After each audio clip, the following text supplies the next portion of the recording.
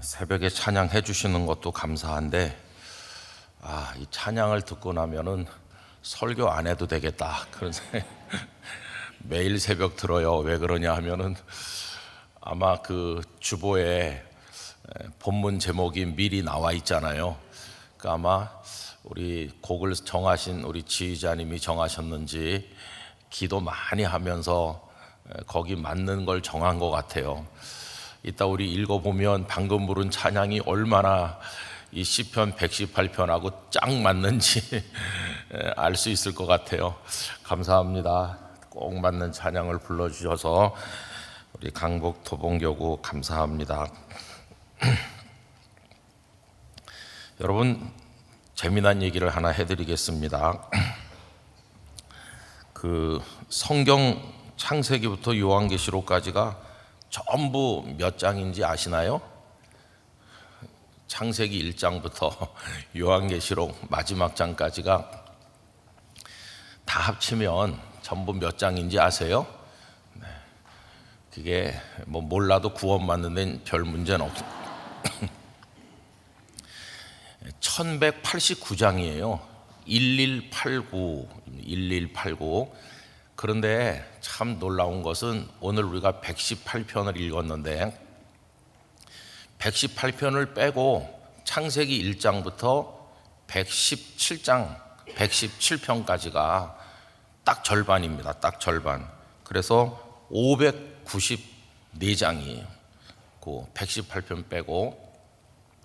그 다음에 이제 118편을 가운데 놓고 119편부터 요한계시록 22장까지 성경 맨 끝까지가 또 594장이에요. 그러니까 118편이 가운데 있고 이쪽에도 594장, 이쪽에도 594장. 이래서 118편을 포함하면 1189장 이렇게 딱 되는 거예요. 그러니까 118편이 성경 전체 중에서 장으로 따지면 제일 가운데 있어요. 제일 가운데. 그런 시편을 오늘 우리가 읽게 됐습니다. 근데 118편을 이렇게 몇 차례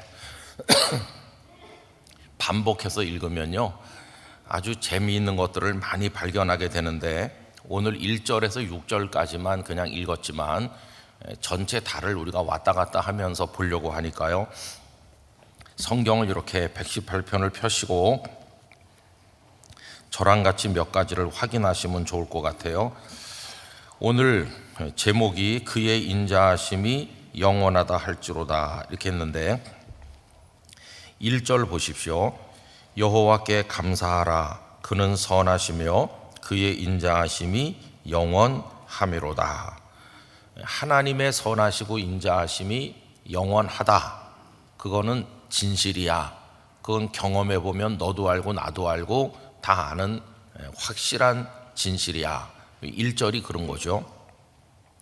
그런데 2절은 이제 이스라엘은 말하기를 그의 인자하심이 영원하다. 거기서 끝나는 게 아니고 끝에 뭐가 붙어 있나요? 할지어다가 붙어 있어요. 그러니까 1절은 하나님의 선하시며 인자하심이 영원하다는 거예요.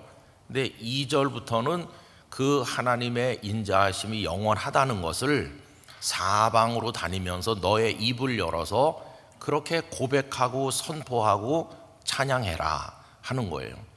그래서 하나님의 선하심과 인자하심을 경험했으면 이제 그걸 사방에다 선포해야 되는 거죠. 똑같은 얘기가 3절 4절에 계속되죠. 그의 인자하심이 영원하다 할지로다. 4절에도 그의 인자하심이 영원하다 할지로다. 이렇게 2, 3, 4절에서 반복되고 있어요. 근데 아주 정교해요. 왜냐하면 누가 그렇게 해야 되는지를 얘기하면서 초점이 점점 좁혀지는데 2절에 보면 누구 보고 그렇게 하라고 말합니까? 이스라엘은 말하기를 그의 인자하심이 영원하다 할지로다. 그러니까 한 민족 전체, 하나님의 백성인 이스라엘 전체는 그렇게 해야 된다는 거예요. 그 다음에 3절로 가면 범위를 확 좁혔어요. 그래서 이제 아론의 집은 말하기를 그의 인자하심이 영원하다 할지로다. 아론은 제사장이지 않습니까? 그러니까 하나님의 성전, 하나님의 성소에서 하나님을 섬기는 주님의 종들이 그렇게 해야 된다는 거예요. 2절에서는 이스라엘 전체, 3절에서는 제사장으로 섬기는 아론의 집, 이렇게 범위가 확 좁아졌고 4절로 가봅시다. 4절은 누구 보고 그렇게 하라고 합니까? 여호와를 경외하는 자는 그렇게 해야 된다. 그럼 여호와를 경외하는 자는 결국 어디까지 좁혀진 걸까요? 너 이렇게 하는 겁니다. 너 하나님을 경외하지? 그러면 너 그렇게 다니면서 여호와의 인자하심이 영원하다고 선포하고 찬양해라. 그래서 여러분, 범위가 전체 이스라엘에서 아론의 집으로 그리고 나에게로 이렇게 좁혀지는 걸 볼 수 있어요. 오늘 새벽에 함께 하시는 영락교회 성도님들 한 분 한 분이 여호와 하나님의 인자하심을 선포하며 사시기를 바랍니다.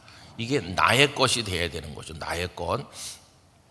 그래서 여러분, 하나님이 우리 모두의 하나님이시다, 이 말도 맞는 말이에요. 그런데 그 하나님이 결국에는 어떻게 고백되어야 될까요? 나의 하나님이 되셔야 되는 거예요. 그 범위가 이제 좁아져서 내가 고백하는, 내가 만난, 내가 체험한 나의 하나님이 돼야 되는 거죠. 조금 미리 가서 말씀드려 보면 여러분 28절로 가보실까요? 28절 같이 읽어보겠습니다. 주는 나의 하나님이시라 내가 주께 감사하리이다. 주는 나의 하나님이시라 내가 주를 높이리이다. 할렐루야.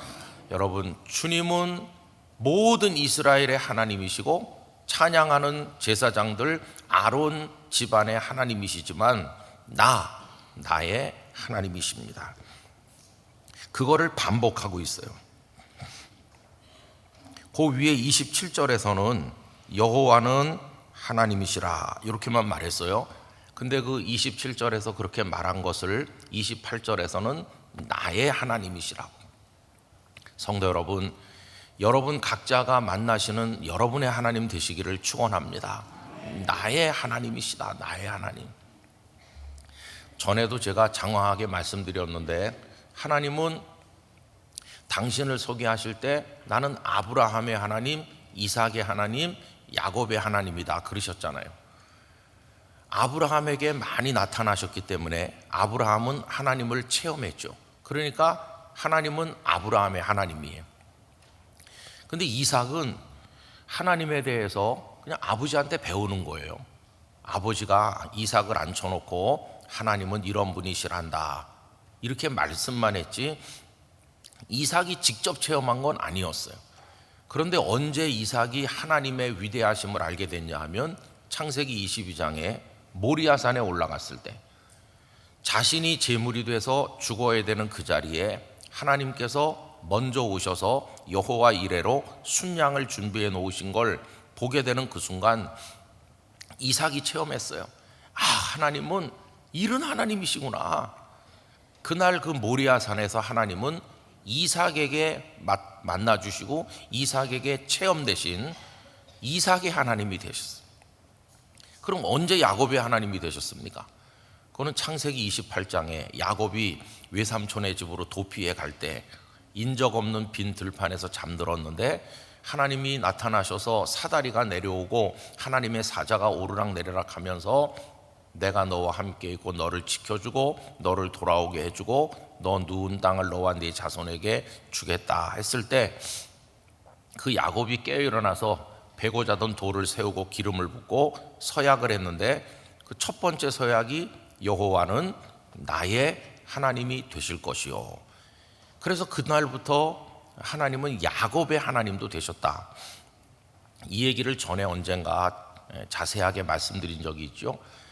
이제 그 아브라함의 하나님, 이삭의 하나님, 야곱의 하나님이 우리 영락교회 성도 한 분 한 분의 하나님이 되셔야 되는 거죠.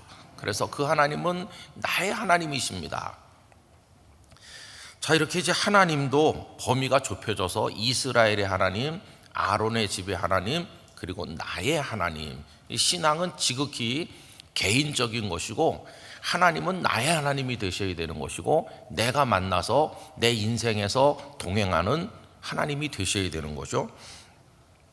자, 그 다음에 이제 보면은 인자하심 얘기가 여기 지금 1절부터 4절까지 반복됐는데, 그게 맨 끝절에 한 번 더 나와요. 여러분 29절에 가보실까요? 여호와께 감사하라. 그는 선하시며 그의 인자하심이 영원하미로다.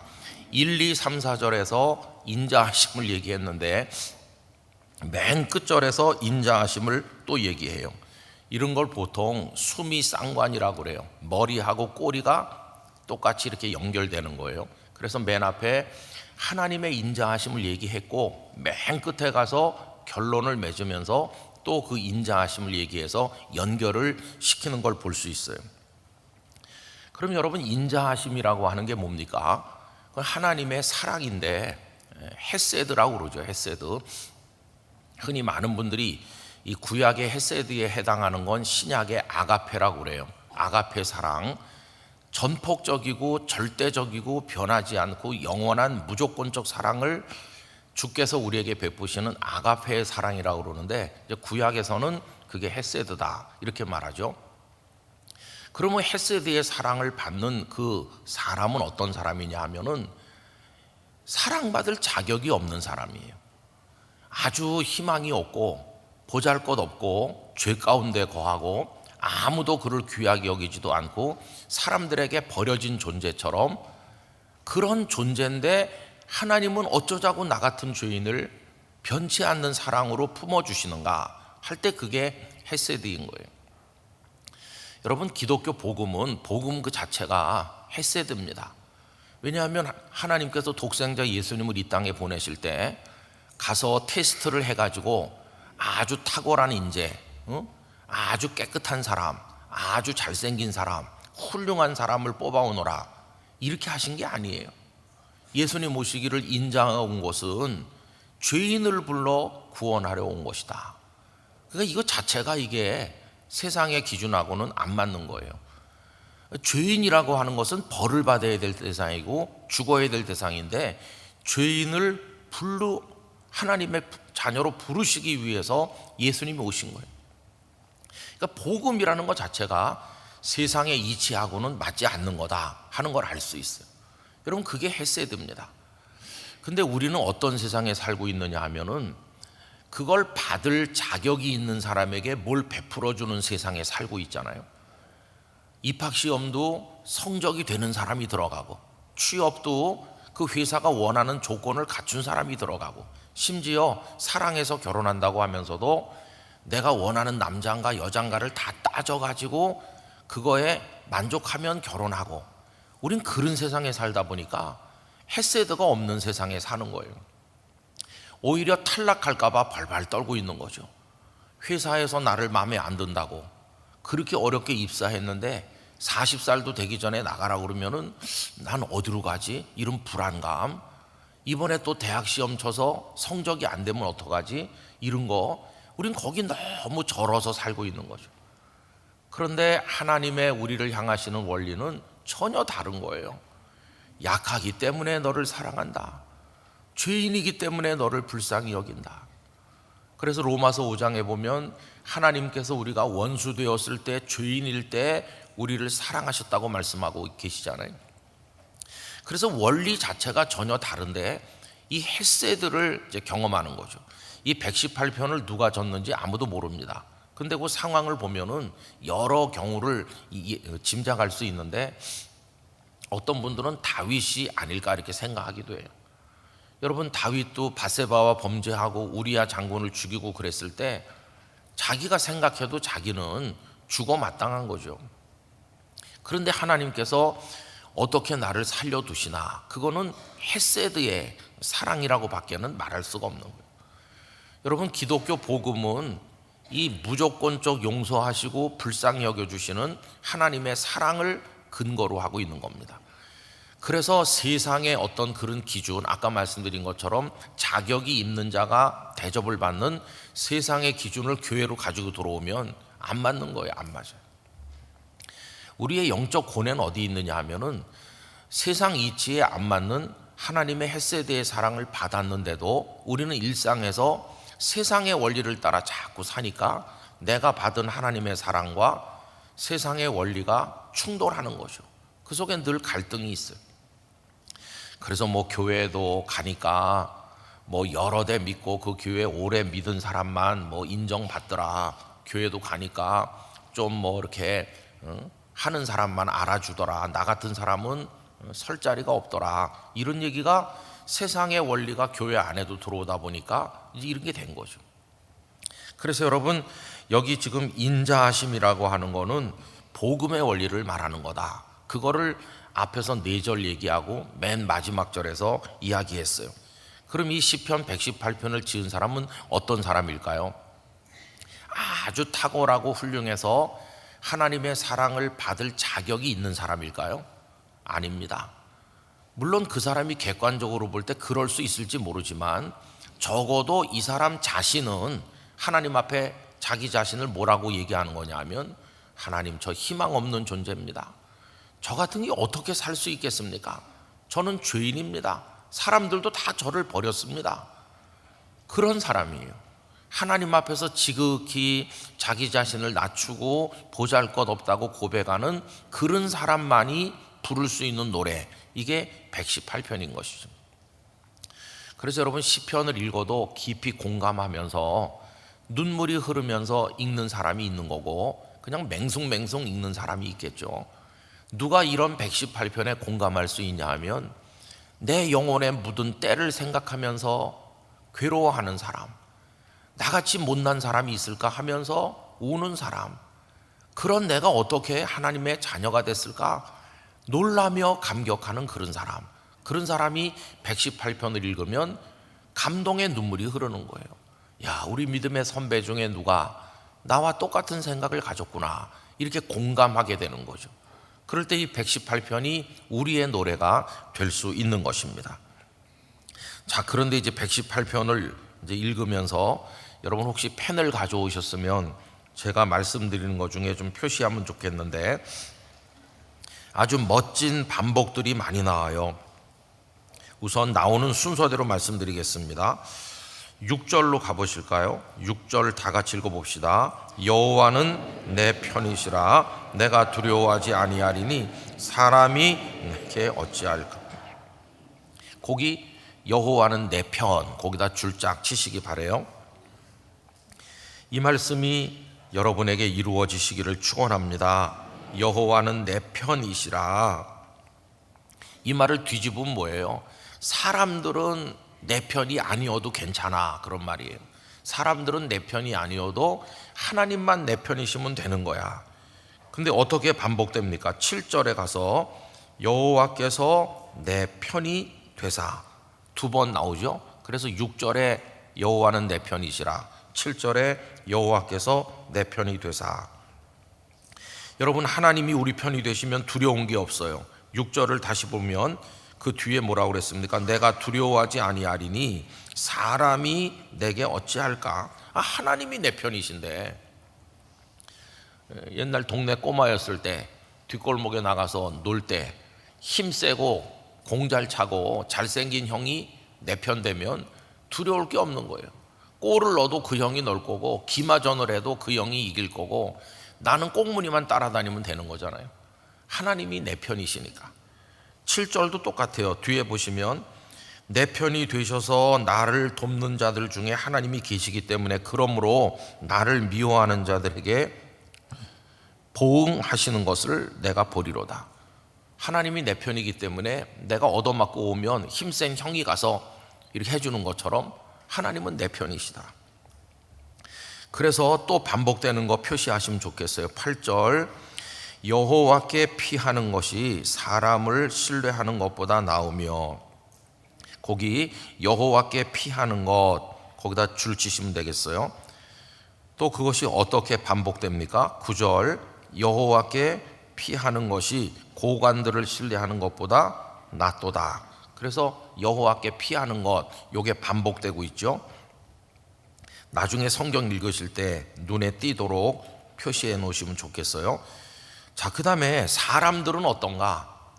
하나님이 내 편이시고 그래서 내가 하나님을 신뢰하고 그분께 피하는데 사람들은 나를 애워싸고 돌을 던지는 거예요. 그래서 애워싼다는 말이 계속 나옵니다. 10절 문나라가 나를 애워쌌으니, 그 다음에 11절 그들이 나를 애워싸고 애워쌌으니, 또 12절 그들이 벌들처럼 나를 애워쌌으니, 이렇게 나오죠. 사람들은 다 나를 애워싸고 돌 던지고 욕하고 비난하고 그러는 거예요. 그런데 나는 누구에게 피했죠? 하나님께 피했다는 거예요. 하나님이 내 편이시기 때문에. 그래서 10절을 읽어보면 문나라가 나를 애워쌌으니 내가 여호와의 이름으로 그들을 끊으리로다.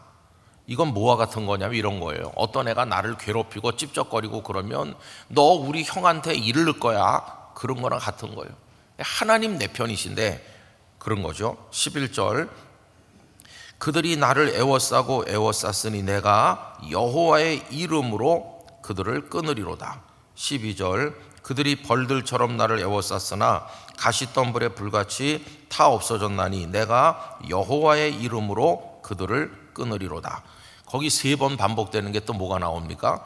여호와의 이름으로 그들을 끊으리로다가 10절, 11절, 12절에 반복되고 있어요. 여호와의 이름으로. 여러분 거기도 표시를 해두시면 좋겠죠.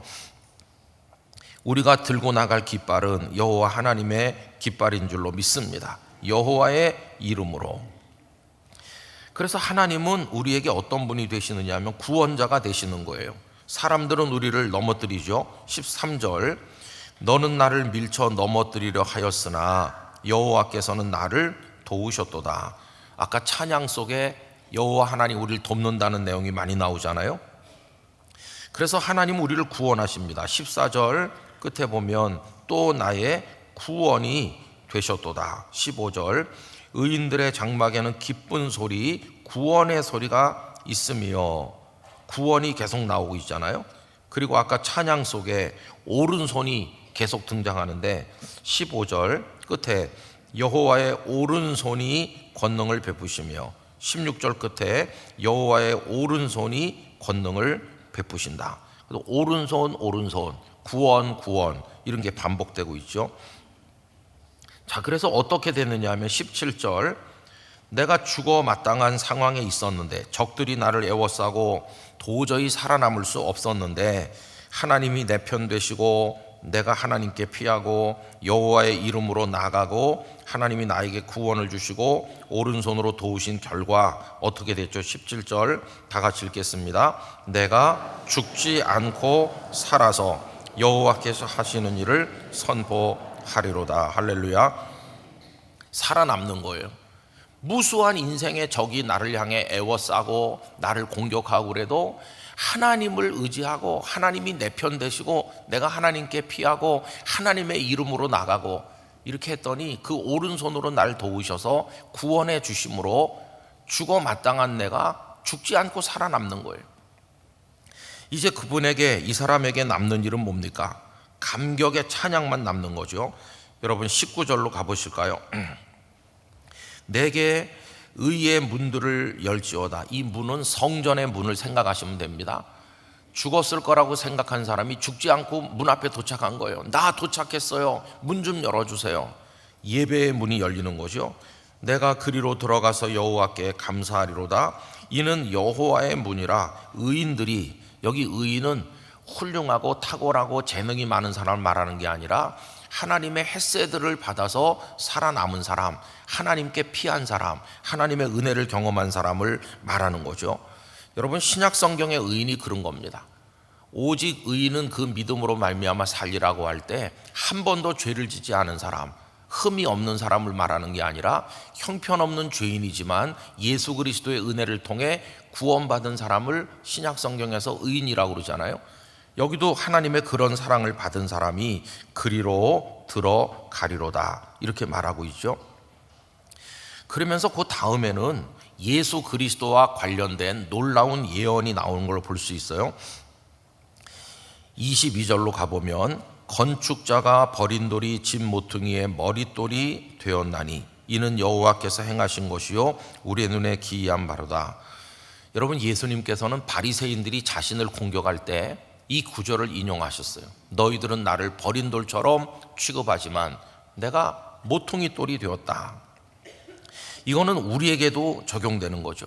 사람들이 우리를 아무리 형편없다고 그래도 하나님은 우리를 존귀하게 사용하신다, 이제 그런 거거든요. 주님이 이제 그런 분이 되셔서 이 땅에 오셨고, 그분으로 인해서 우리에게 기쁨이 오죠. 24절, 이날은 여호와께서 정하신 것이라 이날에 우리가 즐거워하고 기뻐하리로다. 예전에 이 귀절을 가지고 복음송가 많이 불렀어요. 그죠? 이날은 주의, 이렇게 찬양 많이 했었죠. 그 다음에 26절, 여호와의 이름으로 오는 자가 복이 있으며, 요게 읽으면 무슨 장면이 생각납니까? 예수님이 나귀를 타시고 예루살렘에 입성하는 주의 이름으로 오시는 이여 호산나 하던 이제 그 장면이 생각나고, 그래서 이제 결론적으로 27절 아까 읽은 말씀, 여호와는 하나님이시라. 그런데 28절, 그분은 나의 하나님이시라. 내가 주께 감사하리이다. 주는 나의 하나님이시라. 그러면서 맨 마지막에 종결은 앞에 1, 2, 3, 4절에서 말했던 인자하심, 이제 그 이야기로 종결을 짓는 거예요. 여러분, 우리 신앙이라고 하는 것은 오늘 하루를 믿고 오늘 어떤 일 한번 경험한 것으로 다 얘기할 수 없는 거예요. 그래서 신앙은 어떤 하나의 이벤트를 말하는 게 아니라 태어나서 하나님 나라에 가기까지의 전체 인생을 말하는 거예요. 그 과정이. 다윗은 70년을 사셨죠. 다윗의 인생을 한번 머릿속에 쭉 그려보시면 그가 태어나서 어린 아기였을 때가 있었겠죠. 그 집에 아들들이 많으니까 첫 아들 낳았을 때처럼 감격스럽진 않았을 거예요. 첫 아들 엘리압을 낳았을 때는 이새가 첫 아들이라고 하면서 굉장히 기뻐했겠죠. 그런데 8번째 태어났을 때는 또 아들이구만, 그냥 그랬을 거예요. 그리고는 그저 목동으로 지내면서 형들한테도 별 인정도 못 받고 이제 그랬던 다윗이죠. 그러다가 사무엘이 와서 기름 붓고 이스라엘의 왕이 될 거라고 했을 때 가족들의 생각이 변했을까요? 아유, 우리 막내 동생이 귀한 사람이구나, 하나님의 뜻이 우리 막내에게 있구나, 그러면서 온 가족이 그를 존중해 줬나요? 아닙니다. 사무엘상 17장에 가보면 블레셋과 전쟁을 할 때 골리앗이 왔는데, 그때 다윗이 형님들 안부를 알기 위해서 아버지 심부름을 전쟁터로 갔다가 골리앗과 맞닥뜨리잖아요. 그래서 다윗이 성령에 감동됐기 때문에 골리앗과 싸우려고 하니까 그 큰형이 얼마나 그를 심하게 꾸지람을 하는지, 이 엘리압이 조금만 영감 있는 사람이라면 알아야 될 거예요. 사울 왕께서도 골리앗 때문에 꼼짝 못하고, 우리가 의지하는 장군들도 다 골리앗 앞에 지금 숨어 있고, 이스라엘 병사 모두가 겁에 질려 있는데 이 철부지 내 막내 동생이 어떻게 골리앗과 싸우겠다고 그러지? 그러면 조금 생각이 있는 사람 같으면 사무엘이 와서 기름을 부으면서 이스라엘의 왕이 될 사람이라고 했던 거를 생각하는 게 당연한 거 아닐까요? 아, 하나님의 기름 부음 받은 자지, 내 동생은 왕이 될 사람이지, 왕은 백성을 적으로부터 지켜야 될 사람 아닌가? 내 동생이 그래서 나보다도 낫고 심지어 사울보다도 낫구나, 내 동생은 뭔가 달라, 그러면서 동생을 존중해 줬어야 되는데 마구 야단을 쳤어요. 그리고 그 동생이 골리앗 앞에 싸우러 나가는데 그 형들은 가만히 있는 거예요. 아니, 막내 동생이 죽을지도 모른다고 생각하면 자기들이 뛰쳐나와야 되는데 막내 동생 그 위험한 지경에 있는데도 숨어서 가만히 있는 거예요. 여러분, 여기 지금 다윗이 얼마나 주변 사람들에게 홀대당하고 있는지를 알 수 있잖아요. 많은 수고를 했죠. 사울 왕을 위해 전쟁을 또 많이 했고 공도 많이 세웠는데 돌아온 것은 사울의 칼날이에요. 도망 다니다가 나중에 그 아버지 집안이 전부 다 피난해서 왔지만 짐이 되지 도움된 사람 별로 없어요. 평생을 그는 그렇게 에워싸이듯 살고 고통을 많이 겪었어요. 다윗의 평생이 참 칼이 멈추는 날이 없고 고단한 인생을 살았어요. 왕이 돼가지고도 주변 나라 위에 군림하고 좀 나라가 부강해진 것 같았지만 자신의 잘못으로 인해서 하나님의 징벌을 받고 마지막에는 아들까지도 그 심장을 겨누는 아들의 반역으로 도망을 다녀야 되는 처량한 지경에 떨어지고, 그 반역을 행한 압살롬은 칼에 맞아 죽고 비극이 온 가정 안에 돌아왔잖아요. 늙음하게 다윗이 무슨 인생에 대한 낙이 있었겠어요. 집안이 풍지박산 나고 아들들은 죽고 이런 지경에 이르러가지고 다윗의 인생이 얼마나 고단합니까? 그럼에도 불구하고 역대상 마지막 장에 가보면 다윗이 하나님을 경외하면서 잘 살았다고 얘기하고 있어요. 저는 언젠가 그 귀절을 읽으면서 이해가 잘 안 됐어요. 왜냐하면 이게 뭐 잘 산 인생이냐, 어려서부터 나이 먹어 늙을 때까지 칼날이 떠나지 않는 삶을 살았는데 이게 무슨 잘 사는 인생일까? 근데 왜 성경은 그가 귀하게 살았다고 얘기했을까? 그리고 그가 지은 시들을 시편에 이렇게 많이 수록해가지고 하나님께서는 우리에게 읽게 하시는 걸까? 잘 산다는 게 뭐지? 생각을 많이 해보게 됐어요. 제가 그 받은 은혜를 전국 장로 수련회 가서 설교를 했는데 참 그때 은혜를 많이 제가 받았어요. 왜 그러냐 하면 잘 산다는 게 태어나서 죽을 때까지 한 번의 실패도 없고 한 번도 아픈 적도 없고 불합격하는 적도 없고 남들에게 싫은 소리 들은 적도 없고 재난을 만나는 적도 없고 언제나 평안하고 모든 게 다 잘 되고, 그래서 잘 살았다고 말하는 게 아니라는 것을 알게 됐어요. 여러분, 성경이 말씀하는 잘 사는 인생은요 딱 하나더라고요. 딱 하나. 그게 뭐냐 하면 어떤 상황, 어떤 여건 속에서도 하나님을 붙들고 있으면 그게 잘 사는 거더라고요. 그게 성경이 말하는 잘 사는 인생이에요. 고난 중에서도 하나님을 붙들잖아요. 여러분, 오늘 말씀 5절을 보실까요? 5절 다 같이 읽겠습니다. 내가 고통 중에 여호와께 부르짖었더니 여호와께서 응답하시고 나를 넓은 곳에 세우셨도다. 이거예요, 이거. 일평생이 고통 중에 있는 거예요. 일평생 계속 불합격하고 계속 실패하고 계속 사람들에게 손가락질 받고 계속 위험한 지경에 처하고 계속 몸이 아프고. 여러분, 시편을 읽어보면 다윗이 중한 병을 앓으면서 지은 시들이 여러 개 있어요. 언제나 건강했던 게 아니에요. 그러니까 죽을 고비도 넘기고 병도 들고 미움도 받고 쫓겨다니고.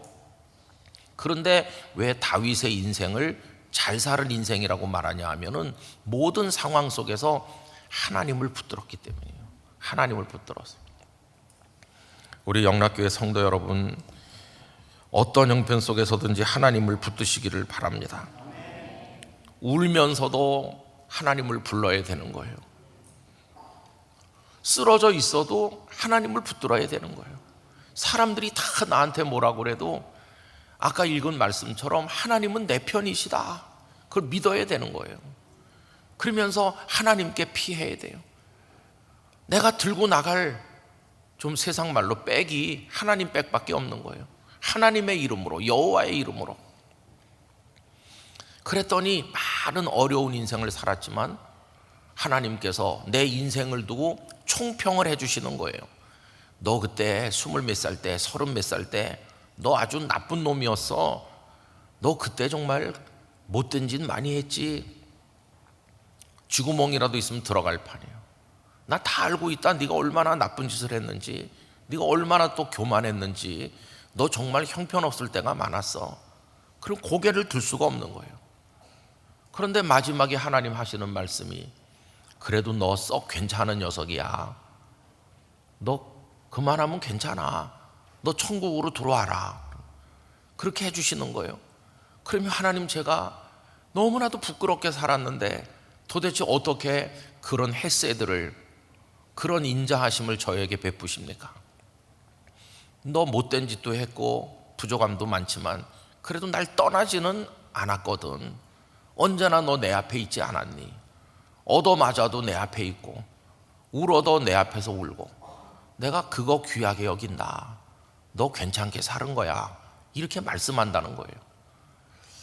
여러분, 우리가 한평생을 둘 때 이렇게 단면을 잘라가지고 오늘의 나만 보면 안 돼요. 오늘의 나를 보면 둘 중 하나겠죠. 어떤 사람은 뭐가 다 잘 돼가지고 오늘의 나를 보면 부러운 게 하나도 없고 세상에서 내가 제일 잘난 사람 같이 여겨질 때 한없이 그는 교만해질 거예요. 반대로 오늘의 내가 살 희망도 없을 만큼 비참한 사람도 있을 거예요.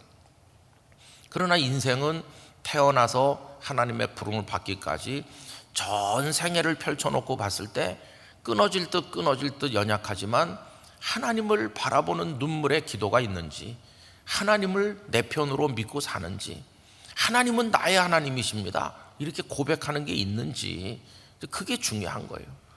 하나님께서는 때로는 야단도 치시고 종아리도 때리고 어떤 때는 싸매기도 하시고 이렇게 우리를 이끄시다가 맨 마지막에 가면 너 내 아들이고 내 딸이다, 너 내 사람이다 이렇게 해주실 때 아마 우리 눈에 눈물이 비어도 들을 거예요. 여러분, 여기 가만히 그 시제를 따라서 읽어보면 현재형도 있고 그 다음에 과거도 있고 미래가 지금 여기 섞여 있어요. 시간이 없어서 하나하나 못 따지지만 집에 가셔서 현재와 과거와 미래를 자세히 읽어보시면 하나님이 나를 구원하셨습니다, 그건 전부 과거형으로 돼 있고, 그 다음에 인자하심이 영원하다 할지어다, 이거는 현재형처럼 돼 있고, 미래형이 또 뒤에 많아요. 하나님을 송축하리로다, 이런 거는 이제 미래, 앞으로 나의 남은 생애 동안 하나님을 높이며 살겠습니다, 이제 그런 얘기가 쭉 나오는 걸 볼 수 있죠.